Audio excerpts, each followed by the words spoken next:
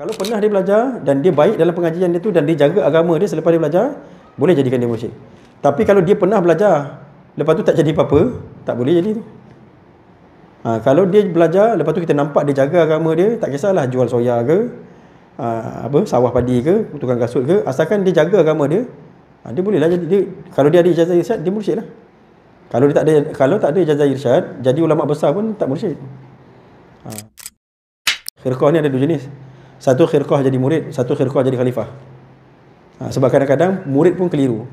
Ketika guru bagi dia khirqah, dia ingat khirqah tu khirqah jadi guru.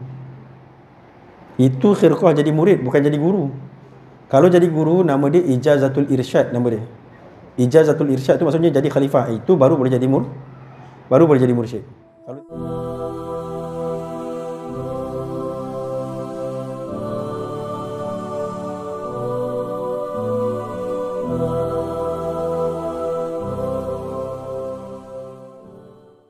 Bismillahirrahmanirrahim. Alhamdulillahirrabbilalamin. Alladhi karrama bani adama wa astafa minhumul ulama wa ikhtara aidan minhumuz zuhada wal hukama wal kurama wa fadala minhumul arifina billahi wa sifati wal asma wa adaqahum lazata munajati minal ardi was sama. Wa asyhadu an la ilaha illallah wahdahu la syarika lah wa asyhadu anna sayyidina wa nabiyyana wa habibana wa 'azimana wa qurrata a'yunina wa nura qulubina Muhammadan 'abduhu wa rasuluhu. Allahumma salli wa sallim ala sayyidina Muhammadin khatamil anbiya wa ala alihi wa sahbihi sadat awliya wa ala man tabi'ahum bi ihsan ila yaumil jazaa. Amma ba'du. Assalamualaikum warahmatullahi wabarakatuh. Nawaina at-ta'alluma wa ta'lim wa an-naf'a wal intifa' wa tadhakkura wa tadhkir wal ifada wal istifada wal hath 'ala tamassuki bi kitabillah bi sunnati rasulillah sallallahu alaihi wasallam wa du'a lil huda wa dalalati 'ala al-khair ibtigha' wajhillah wa qurbihi wa thawabihi amin Allahumma amin. Sampai pada muka surat 109 daripada bawah, maksudnya perenggan yang akhir tu. Bismillahirrahmanirrahim. Alhamdulillahirabbil alamin. Allahumma salli wa sallim ala sayyidina Muhammad wa ala ali sayyidina Muhammad radhiyallahu ankum ila anqal.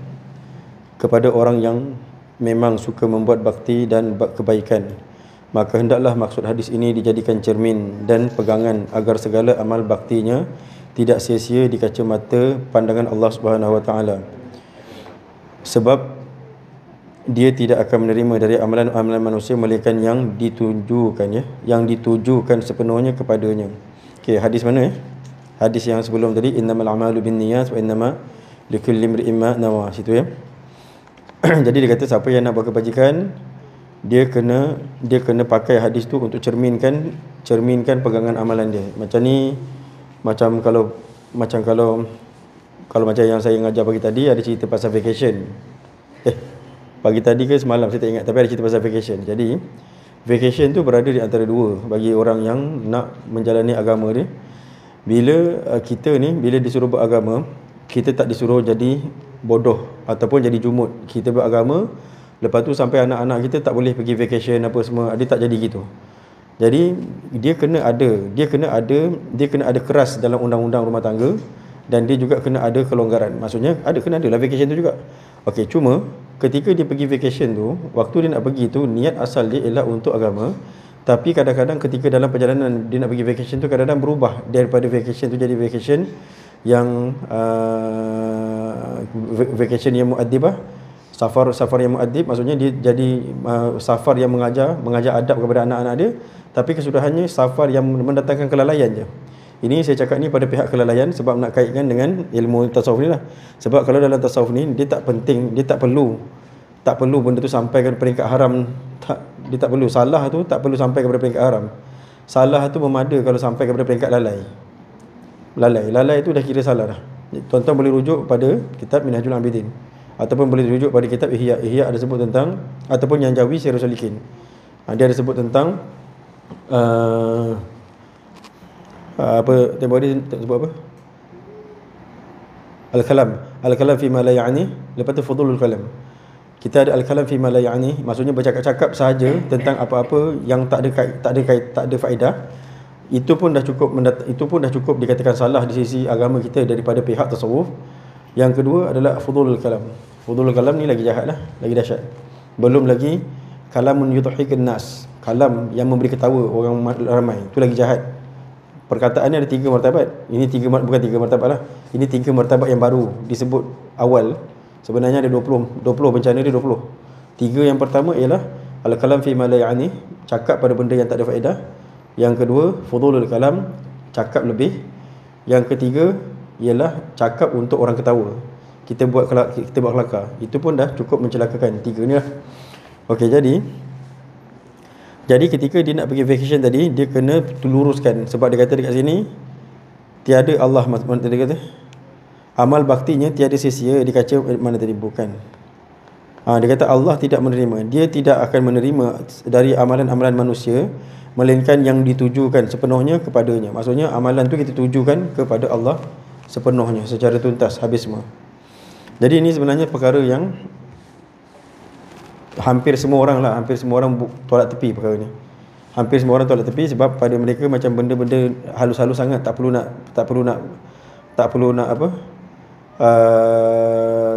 nak mendetailkan. Padahal hari akhirat besok, wala saghiratan wala kabiratan wala saghiratan illa ahsaha.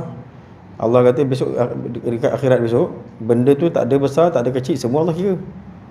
Jadi maksudnya kalau kita kata benda ni kecil-kecil je, tak payah nak kira, besok kita akan kena besok kat sana. Kalau sekarang kita kira, lepas tu kita gagal, tak apa. Sebab kita dah tunjuk dekat Allah, saya takut, saya kira. Tapi saya tahu saya memang ahli maksiat. Saya mana boleh setiap hari, mana boleh dalam satu hari saya nak lepas daripada maksiat. Saya mesti terjatuh juga. Sedangkan saya dah usaha. Bolehlah Allah ampunkan. Tapi kalau kita memang tak nak jaga maksiat tu, macam mana Allah nak ampunkan? Dah tengok kita tak nak pun jadi orang bersih. Macam tu. Jadi usaha tu nak kena ada, kita mesti kira. Lepas tu senang je, mengaku salah. Mengaku salah. Memang dalam tabiat manusia itu, betul ke situ? Untuk mendapat, dia kata amalan manusia melainkan yang ditujukan kepadanya dan untuk mendapat keredaannya semata-mata. Memang dalam tabiat manusia itu ada sifat tamak dan rakus, sentiasa mahu dipuji dan disanjung orang. Okey, dekat sini suka saya nak sebutkan juga cara kita belajar. Cara kita belajar ataupun cara kita mengajar dia sama je. Bila kita belajar ataupun kita mengajar, sampai dekat perkataan tu dia kata ada sifat-sifat ujub, riak, takabur, nak dipuji, nak disanjung, nak apa semua. Cara belajar ialah kena ambil segala sifat yang buruk tu, letak atas pengakuan diri sendiri dulu. Itu kalau kita belajar. Kalau kita mengajar, sama juga. Sedarkan dekat orang yang kita dah buat benda tu semua. Maksudnya riak, ujub, sombong, takabur, semua dah buat. Yang mengajar pun dah buat, yang belajar pun dah buat. Okey, sekarang kita bagi tahu tugas. Ni kalau orang mengajar, bagi tahu tugas. Tugas dia ialah mengaku kita dah pernah buat maksiat tu, lepas tu berusaha untuk bersihkan diri. Itu sebenarnya. Tapi apa yang berlangsung sekarang, tuan-tuan dengar je lah mana-mana dalam pengajian radio ke TV ke ataupun pengajian mana-mana, kadang-kadang yang menyebabkan kita tak kembali kepada Allah, sebab ketika kita belajar, kita kata dalam hati kita, aku tak buat benda ni. Tuan-tuan perasan tak? Bila cakap pasal sombong, aku tak buat benda ni. Bila cakap pasal riak, aku tak buat benda ni. Bila cakap pasal ikhlas, mungkin aku ikhlas. Sepatutnya bila cakap pasal sombong, letak atas kepala kita. Cakap pasal riak, letak atas kepala kita. Walaupun kita tak pernah buat. Cakap pasal arak dan zina sekalipun, kalau kita tak pernah buat sekalipun, kita letak juga atas kepala kita sebab takut.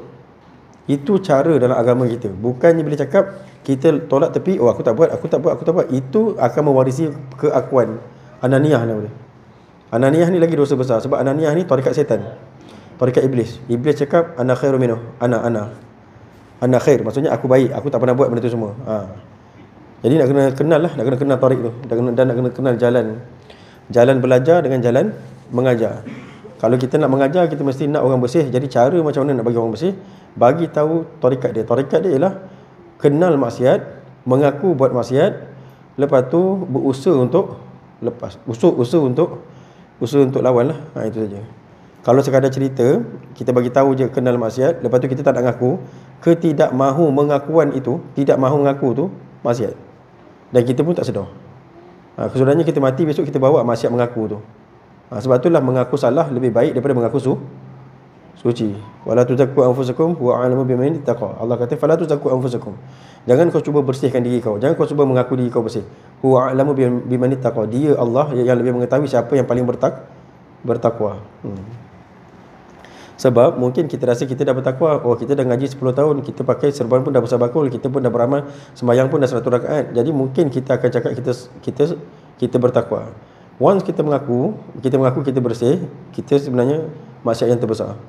Mengaku bersih. Jadi sebenarnya kita kena mengaku kotor, Dan kita kena berterima kasih atas iman yang Allah bagi. Dan kalau Allah kasih kita mampu nanggung ilmu, mampu beramal, mampu sedekah, mampu jamu orang makan, mampu buat baik, terima kasih sebab Allah jadikan kita, Allah pilih kita untuk jadi orang yang buat baik.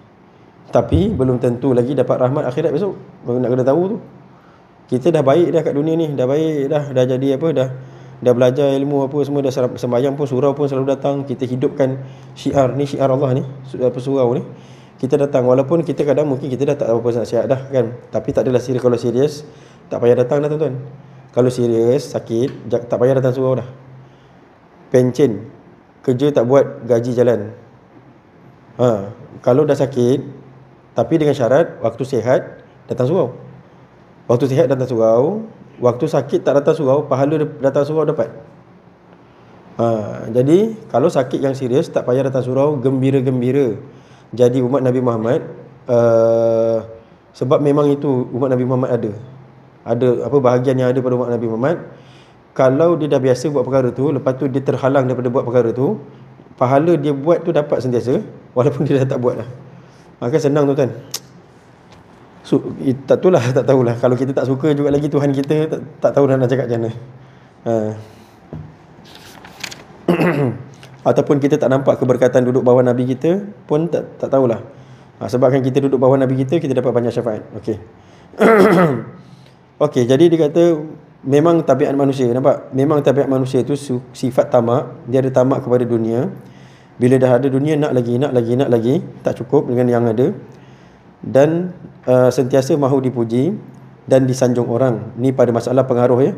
Pada masalah pengaruh ni bukan saja ahli dunia, mungkin kita kata raja-raja ke apa, tak. Ulama pun sibuk benda ni juga. Dia kadang-kadang bergaduh adik-beradik seguru. Sebab adik-beradik seguru, seorang popular, seorang tak popular.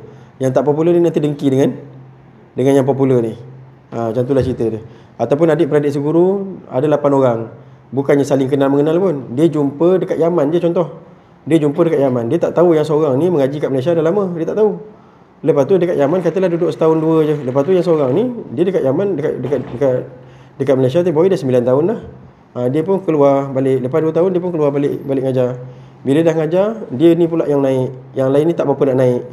Lepas tu dia pun kata yang seorang ni, dia kata ini baru mengaji 2 tahun je. Dia tak tahu orang ni belajar berapa tahun. Kenapa jadi macam tu? Jawapan dia sebab suka disanjung. Dia tengok kenapa orang ni orang sanjung dia, kenapa aku orang tak sanjung? Nampak tak? Jadi benda ni berlaku je, bukan jangan kita cakap sultan-sultan je, pemimpin-pemimpin je, orang kaya je, tak. Ulama pun ada. Ni saya cakap terang ni sebab saya dah nampak dah dulu sebenarnya baca kitab je. Jadi kita ingat ulama-ulama dulu lah ada berlaku macam ni kan. Jadi bila sekarang ni bila dah campur, saya tahu dah lah. Tak usah tertipu lah dengan serban besar ke, gelaran syekh ke, gelaran habib ke, gelaran apa ke. Dia ada je benda ni. Dia siapa yang dapat jaga, dia lah orang yang dapat jaga. Siapa yang tak dapat jaga, gelaran dia tak akan dapat menjadikan dia bersih. Pakailah pergelaran sekalipun. Ada sifat tu, dia tetap kotor.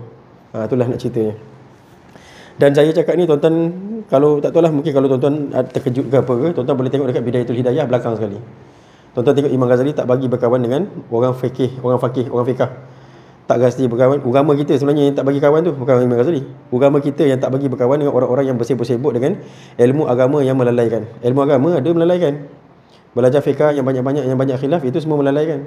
Sampai dalam athar Abu Dhar tu, dia dipesan oleh Rasulullah jangan bercampur dengan orang-orang ulama zaman dia. Ketika tu ulama mensyarahkan, ulama cakap Abu Dhar tu disuruh jangan bercampur dengan ulama-ulama fiqh zaman dia. Zaman dia tu ulama fiqh tu sahabat. Itu pun Nabi kata jangan. Maksudnya bergaullah dengan orang-orang yang bawa kepada maksud. Maksudnya dengan sahabat Rasulullah yang bawa kepada maksud. Maksudnya yang memelihara hati, ahli tasawuf. Itu yang Nabi pesan. Jadi nak cakap Abu Dhar pun dia jaga diri dia daripada campur dengan orang-orang kebanyakan yang ketika itu sahabat semuanya. Kalau zaman kita yang bukan sahabat Rasulullah lagi teruk. Ini cerita pasal masalah ni lah pada masalah dengki-dengki ni atau perpancan dekat depannya. Puji nak disanjung orang dan tidak merasa puas selama kebaktiannya yang diamalkan itu tidak dilihat orang. Nampak tu? Tidak dilihat atau diketahui orang lain. Nampak? Bila kita buat kebajikan, Bila kita buat kebajikan, kita nak orang nampak. Bila kita buat apa? Bila kita ada ilmu, kita nak orang nampak. Kadang-kadang saya ni tuan-tuan, saya kadang bersyukur sangat rasa terima kasih sangat dekat Tuhan. Flow yang Allah bagilah, sebab saya sebenarnya saya pernah cuba nak membuat flow saya sendiri. Saya ingat lagi waktu tu lepas daripada ngaji Jendram kota saya. Lepas daripada ngaji Jendram, saya nak pergilah satu tempat ni. Saya tak nak sebutlah tempat apa. Tapi saya nak pergilah ngaji satu tempat. Tempat tu tak adalah tak baik, tapi saya dapat yang lebih baik. Okey. Jadi saya nak pergi kat tempat tu, dan saya dah set dah saya punya flow. Sebab lepas pergi tempat ni, dia akan pergi ke negeri tu, pergi ke negeri ni, pergi luar negara lah pergi. Okey, saya nak pergilah tempat tu sebenarnya. Lepas tu Allah tak kasih ceritanya sebab saya tak diterima. Sebab dia kata sebab dah penuh. Sebab yang tempat yang saya nak pergi ni dia pakai kota. Jadi kota kalau dah cukup tu tak boleh masuk dah. Okey, pendek ceritanya oleh kerana tak dapat masuk tu, itulah panjang perhubungan saya dengan Ayah Wahab. Ayah Wahab guru saya ni lah yang saya kata 81 tahun tu. Okey, jadi nak sebutnya, oleh kerana belajar dengan Ayah Wahab ni, yang umur guru saya 81 tahun tadi ni, dia ni mengajar kita supaya saya ambil contoh daripada cerita ni tuan-tuan. Saya naik basikal daripada Ayah Wahab Lengging tu, daripada Lengging ke Jendram. Pondok dekat Jendram, saya bertolak daripada Lengging tu lah naik basikal. Jadi lepas subuh saya dah bertolak dah. Pukul 9 pagi saya sampai sana, terus start kelas. Saya naik basikal tuan-tuan. Saya naik basikal masuk ikut Sungai Jai tu. Daripada Sungai Jai tu masuk jalan 6 kaki, masuk Bangi Lama, masuk Jendram Hulu kot. Lepas tu baru sampai Jendram Hilir. Naik basikal tua, tak degi ke basikal saya tu. Tak degi ke basikal saya tu. Saya naik basikal. Jadi satu hari balik daripada pondok tu, saya naik basikal, naik basikal bayangkanlah dahaga. Bila naik basikal daripada Jendram tu sampai ke Lengging tu, saya berhenti dekat Masjid Sultan Alang kot, kota saya. Sultan Alang dekat Beranang tu. Saya berhenti kat situ sebab saya nak minum air pipe tu. Dahaga, minum air pipe wuduk tu. Saya minum air. Bila saya minum air pipe tu, ada satu orang tua. Saya tengok orang tua pakai jubah macam ni lah, pakai jubah ni. Tua pakai jubah warna hitam, dalam baju pagoda terbuka, nampak selekai lah dengan kabel ikat. Lepas tu saya tengoklah dia buka jubah dia. Lepas tu dia pun ambil wuduk. Saya tengok wuduk dia air. Saya kata ni tak betul wuduk dia ni, saya kata ni. Otak saya waktu tu mengatakan orang, tengok orang, saya punya fokus ialah orang jahil. Tu fokus saya. Fokus saya ialah nak mengatakan orang jahil, saya alim. Tu fokus saya. Pendek cerita, orang tu ambil wuduk, saya pun minumlah air tu. Lepas tu saya pun lepas habis minum air, saya pun jalan terus. Saya tak tegur pun pakcik tu.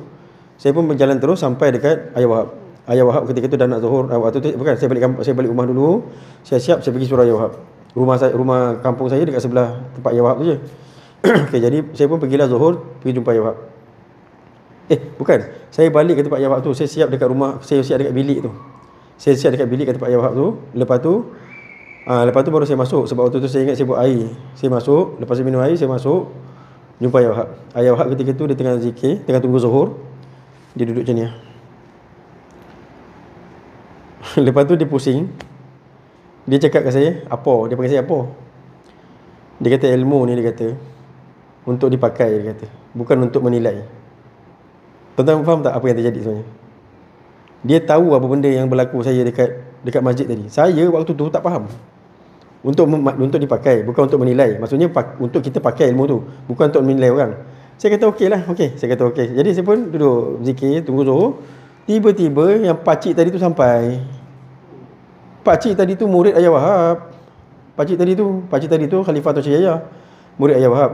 Lepas tu bila dia datang, saya waktu tu baru saya terkejut. Baru saya tahu sebab Tuan Syekh Haji Sulaiman datang, terus dia salam Ayah Wahab. Sebelum salam Ayah Wahab tu, lepas tu Ayah Wahab cakap, Haji daripada mana begini, saya bang duduk tepi. Lepas tu tunggu zuhur. Semua diam sebab tunggu zuhur. Saya waktu tu dah baru saya faham kenapa Ayah Wahab cakap macam tu saya. Jadi saya nak sebut, sebabkan saya duduk dengan orang yang macam itu, sebab tu saya insya-Allah saya kita kalau ada ilmu, saya tak berhasrat pun untuk orang tahu berapa banyak ilmu saya ada. Tapi Saya pakailah ilmu tu sebab dapat pesanan daripada Ayah Wahab tadi tu. Okey, boleh nampak tuan-tuan? Okey, tapi kalau kita tak dipimpin oleh seorang guru tadi tu, kalau kita tak dapat kerohanian daripada seorang guru tadi tu, silap-silap bila kita dah ngajar, bila kita dah belajar silap, bila kita dah belajar, lepas tu kita tengok orang lain pandang kita macam bukan orang alim. Maksudnya orang pandang kita macam kau ni bukan orang alim ni kan. Kita akan berusaha untuk tunjuk ilmu kita supaya kita dapat pengiktirafan orang tu. Benda tu berlaku dalam hati. Mesti berlaku. Kalau tak dapat daripada guru yang memimpin tadi tu. Sebab apa? Sebab sekarang saya dah nampak. Saya tak ada perasaan tu, tapi sekarang saya dah nampak dah. Saya dah nampak dah kenapa dalam kitab cakap, agama cakap, hadis cakap. Sebab apa? Sebab berlaku pada penuntut ilmu. Bila dia dah ada ilmu, dia mesti nak orang tahu yang dia alim. Sebenarnya bila dapat ilmu, kan Nabi cakap apa? Afdhalun nas al-mu'minul alimu. Nabi kata manusia yang paling baik ialah al-mu'minul alimu, iaitu orang mukmin yang alim. Idza in ihtaja ilaih, jikalau orang perlu kepada dia, nafa', dia akan ngajar. Wa in istaghna anhu aghna nafsah. Jikalau orang tak perlu kepada dia, dia pun tak perlu kepada orang. Maksudnya, kalau kita belajar, kita dah banyak ilmu, kemudian tak ada siapa pun nak kita ngajar, kita beramal sampai mati. Apa masalah dia? Tak perlu pun orang tahu kita alim tak alim. Nampak tak? Jadi sepatutnya macam tu lah. Tapi benda tu tak diterapkan ataupun tak dipimpin oleh guru. Jadi kadang-kadang ulama'-ulama' ni bila dia lahir sebagai pembawa api setan. Rupa ulama' rupa ulama' sebab pasal bakul, tapi sebenarnya dibawa untuk bawa ni lah. Jadi benda ni sebenarnya tuan-tuan, rupa dia halus. Rupa dia bukan. Dia sebenarnya permainan dia halus, permainan dia dalam. Dan kita sangka kadang-kadang mungkin tak jadi kot dekat ulama'. Tak, ulama' lah tempat ni. Sebab ulama' yang bila dia sanjung, orang akan nampak dia bersih, padahal belum tentu lagi tu. Contoh yang tempoh hari kita dah masuk daripada cerita ni ialah Al-Imam Ghazali sendiri kan. Imam Ghazali sendiri macam mana dia sendiri pun masuk dalam maksiat batin tu semua. Sampai dia diluruskan oleh siapa? Diluruskan oleh Syekh Abi Ali Al-Ramadi. Macam itulah cerita dia. Jadi tu nak diketahuikan ya. Jadi dia kata sehingga ia dibanggakan bila dia buat amalan, dia nak diketahui orang lain. Tu cerita tadi. Sehingga ia dibanggakan, diberi pangkat dan dimuliakan. Nampak? Diberi pangkat dan dimuliakan di mata ramai. Amalan serupa inilah dicap riak. Okey, dia kata bila dia beramal, dia nak diberi pangkat. Saya nak bagi contoh macam saya. Saya dapat syekh itu tahun 2004. Ijazah irsyad tu. Seorang pun tak tahu tentang saya punya ijazah tu, sampai isteri saya kahwin dengan saya pun dia tak tahu saya syekh. Isteri saya kahwin dengan saya pun dia pun tak tahu. Saya pun tak pernah pakai gelaran tu sampailah tahun 2015. Kenapa pakai gelaran tu? Sebab ketika tu Pertubuhan Tarekat Muktabar Malaysia dah diluluskan. Bila Pertubuhan Tarekat Muktabar Malaysia diluluskan, kita diminta sebabkan urusan pertubuhan tu. Pertubuhan kan dia ROS kan? Dia ROS kan, kalau tak salah dia punya singkatan itu. Oleh kerana pertubuhan tu pertubuhan yang berkaitan dengan agama, kami disuruh buat link dengan JAKIM. Sebab agama kan. Jadi kena ada dengan JAKIM dan kena ada pengiktirafan daripada JAKIM. Pergi buat lah. Jadi bila pergi buat, itulah Syekh Karim pun minta pada saya. Sebab siapa yang masuk dalam Pertubuhan Tarekat Muktabar Malaysia ni dan declare dan dia kata dia khalifah. Kalau dia kata dia khalifah, maksudnya dia kata dia tu syekh, mursyid, dia kena tunjuk ijazah. Ketika tu barulah saya tunjuk. Syekh Karim, waktu saya tunjuk ijazah tu, dia tak percaya tu. Dia tak percaya saya dapat ijazah tu. Saya dah bagi dah ijazah tu. Sampai apa dia buat? Dia call Syekh Umar. Sebab saya kata saya murid Syekh Umar, saya khalifah Syekh Umar kan. Dia call Syekh Umar. Saya tak tahu.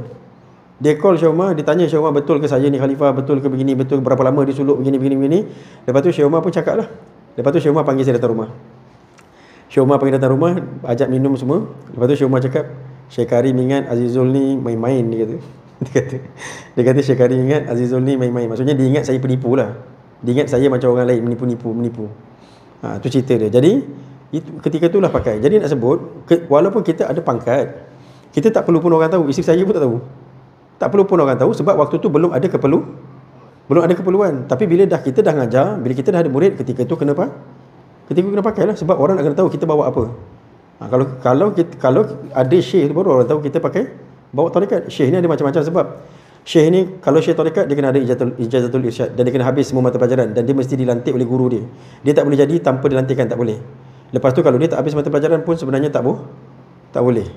Lepas tu dia kena ada beberapa syarat, ada 5 atau 4 syarat. Yang ni saya tak sebut kat sini sampai bab dia lah. Nanti bab kita ada sebut. Okey, tu cerita dia lah. Okey, jadi bila orang tu ada pangkat, sayugiranya dia tak perlu untuk orang tahu dia ada pangkat. Kalau orang tak tahu, dia beramal sampai mati. Habis cerita. Itu cerita dia. Jadi dia kata, kalau yang jahat, mudah-mudahan kita selamat daripada perkara ini. Orang tu, bila dia beramal, dia ada pangkat, dia nak orang tahu, diketahui oleh orang lain sehingga dibanggakan pangkat dia. Kalau sebagai syekh, dia nak dibanggakan dengan syekh dia, ataupun sebagai apalah pangkat dia, orang alim ke apa ke, dia beri pangkat dan dimuliakan di mata ramai. Nampak? Amalan serupa inilah, okey, dimuliakan di mata ramai. Saya nak cerita satu benda.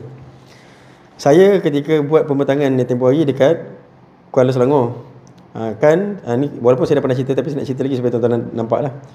Saya cuba dimalukan oleh panel saya tu. Dia sama panel saya. Dia cuba malukan saya. Dia cakap ada orang ni, dia kata ada orang ni dia suruh orang panggil dia syekh. Dia ingat saya suruh orang panggil saya syekh. Dia ingat macam tu. Dia kata ada orang suruh dia panggil dia syekh. Pakai tongkat sikit, dia kata. Pakai tongkat sikit, pakai serban sikit, boleh baca kitab lebih kurang, dia kata dah suruh panggil syekh dah. Lepas tu, waktu dia cakap tu, dia cakap kat saya pun ketawa lah. Tuan-tuan tahu tak kenapa saya ketawa? Sebab ni tengok dia kata mana tadi? Supaya dimuliakan di mata ramai, kan? Okey, supaya dimuliakan di mata ramai. Okey. Lepas tu saya nak cerita guru saya, Al-Habib Abu Bakar Masyhur. Habib Abu Bakar Masyhur, dia ada satu gelaran yang bukan semua orang dalam dunia dia dapat. Gelaran dia ialah Mufakkir Islam. Ni saya nak cakap jugalah pasal guru saya ni, Al-Habib Abu Bakar Masyhur. Ini pun juga ada berlaku, saya tak tahu lah ada masalah dengki ke masalah apa, saya pun tak faham. Ada orang cakap dekat saya, ada orang cakap lah, mungkin secara kinayah ke, orang sibuk nak cakap pasal jangan saya nak mengaku pasal saya ni murid Habib Bakar. Sebab belajar sekejap je. Sebab dia orang terkejut saya dapat ijazah daripada Habib Bakar tu. Saya ada je kat ijazah. Saya nak sebut, siapa saja yang berguru dengan mana-mana guru dan dia duduk situ dengan suhbah, dia murid. Maksudnya, saya duduk dekat situ 2 tahun, saya murid. Saya duduk 2 tahun, tuan-tuan tak boleh cakap saya bukan murid. Saya ketua pelajar. Saya bukannya datang yang celup-celup punya, datang keluar daurah, bukan. Saya ketua pelajar. Siapa yang duduk situ mesti kenal saya. Saya ketua pelajar pertama Malaysia. Tapi walaupun bagaimana, saya tak pernah cakap pun saya adalah murid utama Habib Bakar. Saya tak pernah cakap. Saya tak pernah cakap saya yang paling alim murid Habib Bakar, tak ada. Dan saya pun tak pernah buka pun satu sekolah yang saya cakap ini adalah sekolah Habib Bakar. Tak ada. Yang saya buka ialah Zawiyah Naqsyabandiyah, sebab saya khalifah tarekat Naqsyabandi. Saya tak ada buka pasal Habib Bakar pun. Ini saya nak ceritalah supaya orang tahulah, sebab kadang-kadang orang kadang dengki. Bila tengok kita ada pengaruh ni, orang kadang dengki. Saya pengaruh saya sikit je. Murid saya sikit je. Orang kalau ngajar 2-3 orang je dalam kuliah, mana ada ramai. Saya pun heran kenapa orang nak dengki saya. Yang dengki tu kalau ngajar beribu orang. Saya ngajar 2-3 orang je. Saya pun tak ada hal 2-3 orang pun. Tak ada masalah pun. Okey, lepas tu oleh kerana saya murid Habib Bakar tu, Habib Bakar pun dia ada satu gelaran. Gelaran dia Mufakkir Islam ataupun Al-Mufakkir Islami, Al-Mufakkirul Islami ataupun Mufakkirul Islam. Okey, jadi gelaran dia tu pernah diejek oleh orang yang sama-sama Habib juga. Pernah dicakap lah. Dia kata tak kisahlah orang tu ada gelaran mufakkir ke apa ke. Habib Bakar ketika tu kerut dunia apa ni. Sebab apa? Saya nampak Habib Bakar tu jujur untuk bersama-sama dengan mana-mana orang alim, untuk mengajar manusia. Jujur. Sama macam saya. Saya pun ketika tu dengan panel tu saya nak sama-sama mengajar. Tapi sebabkan kadang-kadang Habib Bakar dia ada gelaran dia, orang tak selesa dengan gelaran dia, orang dengki, orang pun cuba ejeklah gelaran tu macam tak layak. Saya pun sama, saya ada gelaran saya, orang tu tak suka dengan gelaran saya, dia pun nak dicuba ejek gelaran saya. Tu yang saya ketawa tu hari tu. Saya ketawa tu sebab saya jadi macam guru saya. Saya jadi sebiji. Tinggal lagi guru saya waktu tu dia tak ketawa, saya ketawa tu sebab saya kelakar. Rupa-rupanya ada lagi jenis orang yang dengki tu lah. Macam tu, saya kelakar. Okey, jadi sebab apa kita kelakar? Sebab apa? Sebenarnya kenapa orang tu cakap macam tu? Jawapan dia sebab macam ni sebab dia tak dapat ni. Dia kata sebab tak dapat dimuliakan dan di mata ramai. Seolah-olahnya macam bila orang tu ada pangkat syekh, orang tu dimuliakan di mata ramai. Syekh itu, gelaran syekh itu, dia pemimpin. Nak dapat tu kenalah ada ijazah. Tetapi orang yang ada gelaran tu bukan orang yang suci. Bukan. Bila dapat je pangkat tu terus jadi suci di mata Allah. Bukan. Belum tentu lagi. Cuma dia ada tugas. Faham tak? Dia ada tugas. Macam guru-guru biasa, dia mengajar. Bila dia mengajar, bukan bererti dia yang paling soleh dalam pengajaran dia tu. Bukan. Cuma dia ada amanah untuk mengajar. Tuan-tuan nampak tak? Tuan-tuan ada anak. Bila tuan-tuan ajar anak tuan-tuan, kadang-kadang anak tuan-tuan lagi pandai daripada tuan-tuan. Betul tak? Lagi pandai daripada tuan-tuan, lagi berkejaya daripada tuan-tuan. Tapi ketika tuan-tuan jadi bapa kepada dia, tuan-tuan apa? Kan amanah. Nampak tak? Jadi bukan bererti bila syekh tu, satu orang yang jadi syekh, dia tak heran pun pada masalah, dia tak ada heran pun pada syekh dia tu. Dia pun tak nak pun syekh tu. Dah guru bagi, itu je cerita dia. Jadi tak heran pun pada masalah syekh. Tapi orang yang tak dapat, dia ingat syekh tu adalah satu pangkat suci. Jadi orang pun dengki. Sebenarnya tak ada. Sebenarnya itu adalah amanah. Biasa je. Selagi kita belum mati tuan-tuan, tak usahlah rasa selamat. Pakailah seban pasal bakul ke, hafal beribu hadis ke, khatam 1000 kitab ke, tak usahlah rasa selamat. Belum mati lagi tuan-tuan. Belum mati lagi. Mati pun belum tentu lagi. Sebab bila dah mati, dapat endorse, dapat rahmat ke tak dapat? Dapat rahmat, selamat. Tak dapat rahmat, celaka tuan-tuan. Adalah ilmu banyak mana pun, berbakul-bakul ilmu pun kena neraka kita. Jadi itulah dia kata bahayanya kalau kita ni nakkan dimuliakan. Tu saya bagi contoh tuan-tuan, sebab contoh tu saya lalu sendiri, dan contoh tu saya nampak depan mata saya sendiri, dekat guru saya sendiri. Amalan serupa inilah dicapkan riak. Riak tu apa? Riak tu ialah mempamerkan, dan kita mengharapkan pujian, kita mengharapkan pengiktirafan, kita mengharapkan endorse daripada makhluk. Macam tu. Bukan saja amalan itu menjadi hangus, tidak diterima Allah Ta'ala, bahkan boleh menjadi sebab kemurkaan Allah Ta'ala di hari akhirat. Allah dekat dunia ni Allah tak terima amalan kita, dekat akhirat Allah jadi marah kita. Kalau Tuhan dah marah kita, mana kita nak pergi? Kalau mak marah kita, mungkin boleh kita ngadu kat ayah. Ayah marah kita, mungkin boleh ngadu kat mak. Kalau Allah marah kita, mana nak pergi? Allah Ta'ala tidak akan menerima amalan atau kebaktian dari seorang itu kecuali yang diikhlaskan buatnya dan dilakukan semata-mata untuknya. Okey. Kalau amalan, okey, tak apalah, ni jelas, saya tak perlu syarah. Allah tak terima kalau amalan tu tak ada kita tujukan kepada Allah. Dia tidak akan menerima suatu amalan yang dicampuri dengan tujuan yang lain. Yang pada hari ini, hal-hal yang semacam ini kerap dapat dilihat berlaku di antara kita. Maka waspadalah. Okey. Okey, dia kata dia tidak akan menerima suatu amalan yang dicampuri. Kalau siapa yang belum bariskan tu, bariskan dicampuri. Ini macam yang saya sebut tadi tu. Kita bercampur amalan kita tu dengan tanggungjawab. Contohnya guru tu tanggungjawab, dia ngajar, tapi bercampur mungkin bercampur dengan riak, bercampur dengan sombong. Dia mesti istighfar balik. Asalnya tadi waktu dia datang nak ngajar, mungkin dia ngajar nak ikhlas, tapi bila dia tengah ngajar jadi sombong pula, jadi riak pula. Dia kena tu. Sebab benda ni sentiasa akan berlaku. Jadi tugas kita tobat. Dan sama juga macam yang saya cakap vacation tadi tu. Kita bapa, anak tu kena dibela. Mesti ada vacation, mesti ada rotan. Waktu rotan kena rotan, waktu vacation kena vacation. Jadi ada tolak tarik dalam keluarga tu. Jadi waktu kita buatkan vacation tadi tu, kita bagi ke lapangan pada anak-anak kita. Ketika tu jangan dicampurkan dengan lalai. Jadi hati-hati. Oh, bercampur juga, tercampur, dah tak mampu nak kawal. Tak apalah, tobatlah. Macam itulah kerja kita. Kerja kita memang kena jaga, perhatikan, ada tak aku terjatuh, oh terjatuh, tobat. Lepas tu cari jalan macam mana untuk aku tak jatuh kali kedua. Itu je cara dia. Tak ada susah pun, dengan syarat tahulah jalan macam mana. Dia jangan jadi dua orang. Yang pertama putus asa bila dah jatuh, maksiat, putus asa lah, asyik jatuh je maksiat, aku biar je lah jatuh. Itu jangan. Yang kedua, anggap benda tu macam ringan je. Alah, benda kecil-kecil je. Jangan. Dia kena ngaku, berusaha untuk berubah. Okey, dicampuri dengan tujuan yang lain yang pada hari ini hal-hal semacam ini kerap dapat dilihat berlaku di antara kita. Kalau tuan-tuan dah nampak perkara ni kan, sebenarnya lah, kalau tuan-tuan nampak perkara ni betapa susahnya nak menghilangkan benda yang halus-halus daripada perkara tu, cuba tuan-tuan fikir Nabi kita. Dia orang jenis apa Nabi tu? Sebab dah tentu-tentu dia tak ada benda ni kan. Kalau dia pergi bergurau dengan umat dia tak campur dengan lalai. Nampak tak? Kalau dia ngajar, dia tak campur dengan takabur. Orang jenis apa itu? Manusia jenis apa itu? Maksudnya memang bukan sebarang orang. Kena nampak tuan-tuan. Kalau kita dah nampak benda ni susah, baru kita tahu harga Nabi kita. Tapi kalau kita nampak alah benda ni senang, kita pun ingat macam Nabi kita pun senang buat. Tak ada. Nabi kita tu luar biasa. Itu Nabi lah. Wali-wali pun ada yang lepas ni. Kalau wali-wali boleh lepas, Nabi lagi dahsyat. Okey. Waspadalah anda wahai mukmin, jangan sampai anda terperangkap dalam jerat yang membahayakan diri ini. Wallahu alam. Jadi Imam Haddad bagi tahu dekat belakang ni ialah bagi tahu dekat belakang ni ialah dia punya penutup pada perenggan tu. Penutup dia ialah supaya kita rasa benda tu bahaya. Bila rasa benda tu bahaya, kena pakai amaran apa? Waspada. Kalau kita rasa benda tu ringan, kita tak payah suruh waspada. Jadi dia suruh kita nampak benda tu berat. Sebab tu dia kata waspada. Ketahuilah duhai murid yang menuntut, yang ingin menuju diri kepada Allah Ta'ala. Murid kat sini ialah orang yang berkehendak kepada Allah. Maksudnya orang tu dah apa?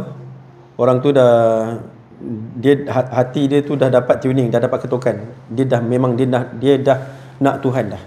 Sebab kadang-kadang kita belum nak Tuhan lagi. Walaupun kita baca kitab, kita nak jadi alim dulu, belum nak Tuhan lagi. Kita nak jadi alim dulu. Jadi kita masih bertuhan kepada ilmu lagi. Kita belum bertuhan kepada Tuhan ilmu. Itu mula-mula. Jadi bagi orang yang dah nak Tuhan, itu sebab tu nama dia murid. Ketahui duhai murid yang menuntut, yang ingin menujukan diri kepada Allah Ta'ala dengan penuh minat. Maksudnya dia dah dapat rasa minat nak menuju kepada Allah. Bahawasanya ketika anda memohon dariku untuk memberikan sesuatu pesanan dari bicaraku yang berkaitan dengan jalan yang anda sedang menuju kepadanya, kurasakan belum ada sesuatu yang tersedia yang dapat kusampaikan kini.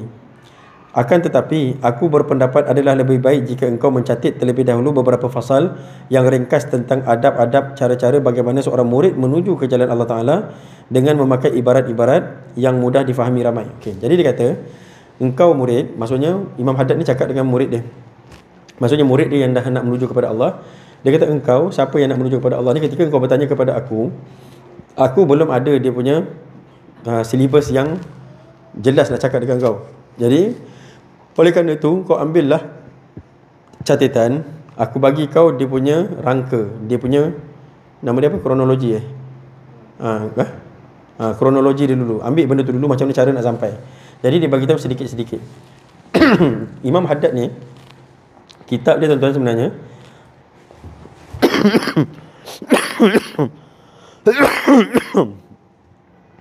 kitab dia sebenarnya bahkan bukan Imam Haddad lah. Kitab sufi ni sebenarnya dia kena link. Tuan-tuan kena kenal pasti. Macam ni lah. Tuan-tuan kita kan dah kenal pasti darjah 1, darjah 2, darjah 3. Betul tak? Darjah tingkatan 1, tingkatan 2, tingkatan 3. Kita dah tahu dunia mata pelajaran. Dan kita dapat kenal pasti tingkatan 4 itu adalah kesimpulan 1, 2, 3. Betul tak? Kan kita dapat kenal pasti kan? Okey. Jadi begitu juga dengan ilmu tasawuf ni. Tuan-tuan nak kena kenal pasti dia punya basic ke apa. Lepas tu dia punya mutawasid apa? Kitab-kitab mutawasid, kitab-kitab pertengahan. Lepas tu kitab muntahi dia apa? Kitab atas apa? Sebab kalau tuan-tuan tak tahu mana dia punya darjah ni, memang takkan jadi bertasawuf. Bila tak bertasawuf, tuan-tuan takkan lepas fardu ain. Satu lagi tak lepas. Satu tu ialah ihsan kan? Tak lepas. Sebab bila kita belajar fiqh, kita tahu ada Risalatul Jami'ah, kita tahu ada Safinatun Najah, kita tahu ada Nail Raja', kita tahu ada Baijuri, kita tahu ada I'anah, kita tahu ada Mughni. Ataupun nak baca atas sikit, kalau tak nak baca Mughni, nak baca Matan Minhaj. Bawah lah sebenarnya Matan Minhaj. Mughni tu dah jadi dia punya syarah dia dah.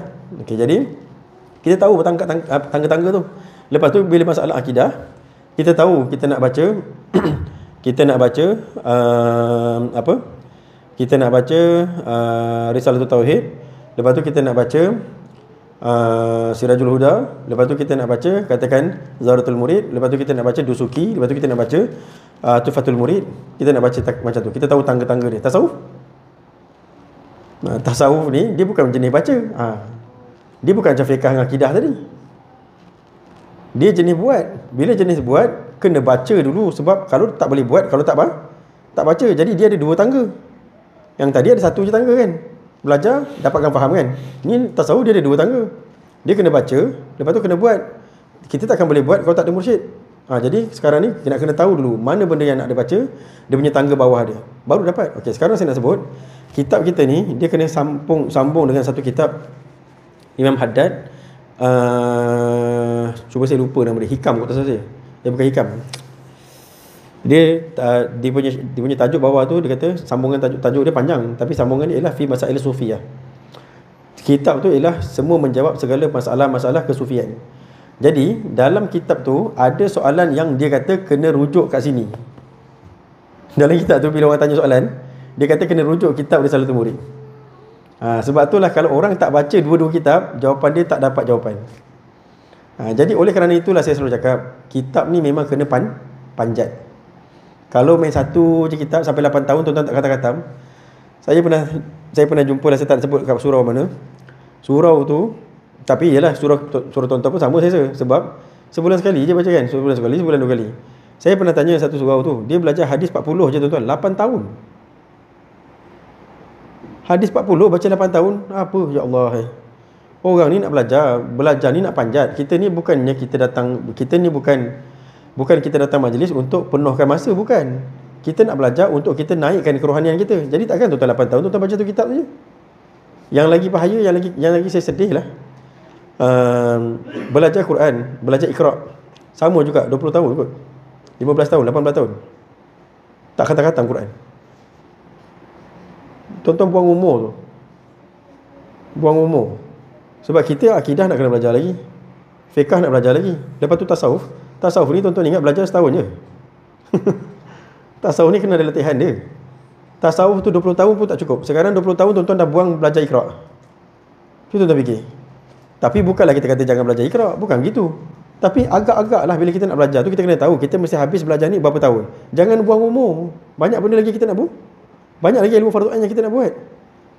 Okey, jadi itulah saya katakan tadi, kena tahu dia punya panjat-panjat kitab tadi tu, supaya boleh linkkan kitab tu. Ada yang apa daripada kitab yang saya sebut tadi tu, kitab tu jawapannya ada dekat kitab ni. Ada yang dalam kitab ni nanti kena rujuk kat sana balik. Macam itulah cerita dia. Okey. Jadi dia kata ambil dulu ringkasan, ambil dulu dia kata catatan ni. Bila aku cakap tentang kronologi ni lah, maksudnya aku catat tentang basic-basic dan fasal-fasal dia. Ambil fasal-fasal yang ringkas tentang adab-adab dan cara-cara bagaimana seorang murid menuju ke jalan Allah Ta'ala dengan memakai ibarat-ibarat yang mudah difaham. Dekat sini ada ibarat-ibarat yang mudah difaham. Okay, dia kata hanya kepada Allah sahajalah aku memohon agar segala yang turun kepadaku dari ilham-ilham yang boleh menyampaikan kita sekalian ke jalan yang dituju akan memberikan manfaat kepada diriku dan anda pembaca sekalian, dan Allah sematalah yang menjadi tempat pelindunganku dan dialah sebaik-baik tempat berlindung. Okey, baru kita masuk masalah tarekat. Nak terus tak payah azan lagi. Terus okey.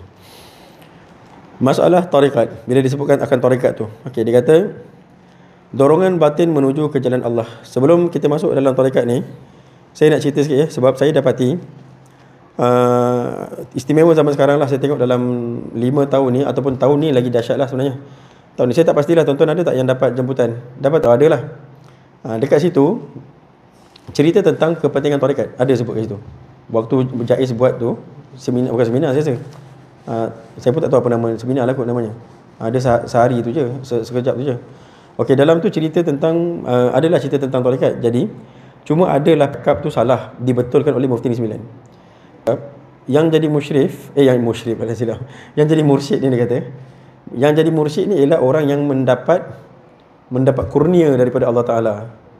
Dia baru boleh jadi mursyid. Dia kata macam tu. Mufti Negeri Sembilan betul kan? Mufti Negeri Sembilan cakap yang nak jadi mursyid ni dia kena ada ijazatul irsyad. Dia kena ada ijazah daripada guru dia dulu, baru dia boleh jadi mursyid. Sebab kalau tuan-tuan cakap jadi mursyid dengan kurniaan, semua orang mengaku besok saya dapat kurniaan daripada Allah Ta'ala, saya boleh jadi mursyid. Semua orang mengaku. Sebab itulah nak jadi mursyid ni dia kena ada ijazatul irsyad. Nasib baik dibetulkan oleh Mufti Negeri Sembilan. Cuma yang saya nak sebut dekat sekarang, bila sekarang ni semua orang sekarang ni saya nampak macam orang dah ada keterbukaan sikit dah pada masalah tarekat ni. Susah sikit lah orang nak cakap tarekat tu sesat ni, macam dah tak berapa nak berani. Sebab dulu kan tak ada Facebook, tak ada apa kan. Jadi bila kita cakap tarekat sesat, ulama Mesir tak tahu yang kita cakap tarekat sesat. Nampak tak? Jadi ulama-ulama besar tak tahu yang kita sedang menyesatkan tarekat. Dalam masa yang sama, saya tak adalah cakap tak ada langsung yang sesat. Ada. Yang sesat tu ada. Sama je macam dalam ilmu akidah pun ada juga yang sesat. Ilmu hadis pun ada juga yang sesat. Semua ilmu ada yang sesat. Sekolah pun ada yang sesat, betul tak? Tapi sekolah ada yang sesat, kita tak ada pun war-warkan, betul tak? Tapi kalau tarekat sesat, lain macam. Lain macam dia apa? Lain macam dia war-warkan. Kalau dekat universiti tu berlaku zina, pensyarah zina dengan murid, kita tak war-warkan, betul tak saya cakap? Tapi kalau dekat tahfiz, Kalau dekat tahfiz berlaku liwat, kita war-warkan, betul tak? Cuba fikir sendiri. Jadi bila kita sesatkan tu, zaman dulu, lepas tu panel orang yang berkeahlian pun tak ada, jadi fatwa lah sesat. Sekarang ni Dr. Aiman Kiti ada, pakar kan? Dr. Aiman Kiti ada. Lepas tu sebenarnya pakar ramai lagi sebenarnya. Ramai lagi mursyid-mursyid tarekat ramai lagi sebenarnya. Tapi sebabkan mereka tu tak terkenal, tak adalah orang panggil. Okey, jadi nak sebut, bila sekarang ni dah ada Dr. Aiman, lagi satu teknologi pun dah ada, perkara tu disampaikan kepada ulama Mesir. Jadi ulama Mesir dah bagi tahulah tentang tarekat, mana tarekat betul, mana tarekat tak betul. Okey, cuma oleh kerana sekarang ni fenomena orang sedang nak mencerita tentang tarekat, ramailah orang bercerita tentang tarekat walhal mereka bukan daripada ahli tarekat. Jadi bila cerita pasal tarekat, dia pun cakap tarekat ni macam signboard, dia kata. Tarekat ni macam signboard. Ada signboard, tahulah jalan. Tak ada signboard, tak adalah jalan. Dia bukan macam tu, tuan-tuan. Tarekat dia bukan macam signboard. Tarekat ni ialah roh. Dia roh, dia ijazah roh. Dia bai'ah roh, kerohanian. Dia bukan sekadar tunjuk macam ni cara macam ni cara sembahyang, macam ni cara beramal, macam ni jangan riak. Kita kena tahu yang ni bukan. Dia roh. Dia bai'ah tu mesti ada cinta. Sebab tu Nabi kata apa? Nabi kata kalau kau nak sempurna iman kau kepada Allah, kau kena ada cinta. Cinta kepada siapa? Cinta kepada Allah. Cinta kepada siapa? Cinta kepada aku kan Nabi cakap. Nak sampai kepada Allah kena cinta kepada aku, Nabi cakap. Lepas tu Nabi ada lagi banyak hadis-hadis yang mengatakan bahagialah bagi orang yang pernah bersalam dengan aku, pernah bersalam dengan orang yang bersalam dengan aku, pernah orang bersalam dengan orang yang bersalam dengan aku, dan bersalam dengan orang sampailah 70 ta'af. Ta'af ni maksudnya gandaan. Berarti apa? Berarti bahagia bagi orang yang ada silsilah dengan Nabi. Dia dapat tu silsilah. Kalaulah silsilah zahir pun ada bahagia, silsilah batin, kalau silsilah zahir, orang tu pernah jumpa Nabi, pernah liqa', pernah jumpa Nabi, bahagia, orang tu dapat salam bahagia. Kalau orang tu yang pernah dapat silsilah batin, bila Nabi cakap takut, dia takut. Lepas tu dia mengajar murid dia supaya takut, dia bagi bai'ah tu. Kan Nabi bai'ah. Kalau tuan-tuan tengok dalam Awariful Ma'arif, Nabi bai'ah. Nabi bai'ah perempuan, Nabi bagi khumaisah. Khumaisah tu maksudnya satu khamis. Satu pakaian yang kecil, satu kain yang kecil. Nabi bai'ah dia, Nabi bagi kain tu dekat dia, perempuan. Lepas tu Nabi bai'ah kepada orang lain pula. Nabi bai'ah, Nabi cakap kami berbai'ah kepada Rasulullah, dia kata. Kami bai'ah kepada Rasulullah pada masalah taat dan as-sam'ah wa ta'ah. Lepas tu pada senang dan susah, pada sempit dan lapang. Maksudnya taat setia dengan Rasulullah apa keadaan sekalipun. Sebenarnya waktu tu dah Islam dah, tapi bai'ah lagi.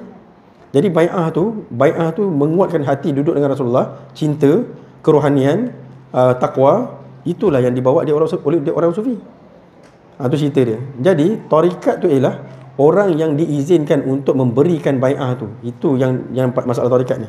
Dia bukan sekadar macam signboard, pergi tengok jalan. Dia bukan macam ilmu fiqh, tuan-tuan. Tasawuf ni bukan macam ilmu fiqh. Dia bukan senang je bila kita masuk dalam tasawuf, dia kata jangan riak, lepas tu tuan-tuan keluar pun tak riak. Ada macam tu? Mana ada macam tu? Bila kita belajar sembahyang, dia kata sembahyang kena khusyuk. Tuan-tuan sembahyang khusyuk tak? Mana ada khusyuk? Berapa puluh tahun kita sembahyang dah, tuan-tuan? Tak ada khusyuknya.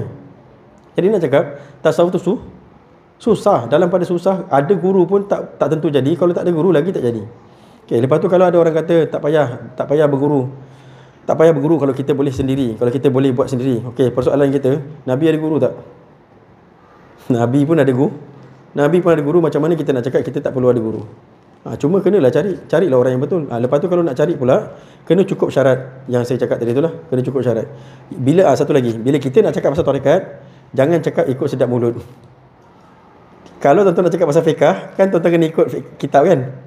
Kalau tuan-tuan nak cakap pasal akidah, jangan cakap pasal sedap mulut, kena ikut kitab kan? Bila tasawuf, dia cakap ikut sedap mulut dia je.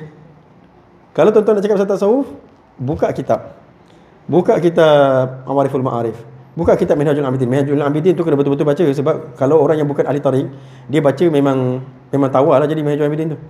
Minhajul Abidin tu memang kena orang tarik baca. Lepas tu buka kitab ni, Risalatul Murid. Lepas tu buka kitab Hikam. Hikam pun ada sebut siapa murid, siapa yang tak boleh jadi syekh, siapa yang boleh jadi syekh. Ada sebut, ada syarat dalam Hikam. Lepas tu buka kitab buka kitab Risalat Qusyariyah. Lepas tu buka kitab Jami'ul Usul fil Awliya. Jami'ul Usul fil Awliya, bukan Jami'ul Karimatul Awliya, bukan. Jami'ul Usul fil Awliya. Lepas tu buka kitab Syarhus Salikin. Syarhus Salikin kenapa tak baca? Kenapa ramai tempat tak baca? Syarhus Salikin tu kalau baca, semua orang akan bertarekat. Sebab Syekh Salikin tu sangat jelas dia cakap. Dia tak cakap, dia tak ada main-main cakap apa? Cakap tawa-tawa tak ada. Tapi sebab Syekh Salikin tu bila orang tak bertarekat takkan boleh ngajar. Syekh Salikin tu. Banyak tuan-tuan. Satu lagi kalau saya nak cakap lah. Hikam tu sendiri, saya kadang-kadang kesian tengok orang yang belajar hikam daripada orang yang tak pernah suluk.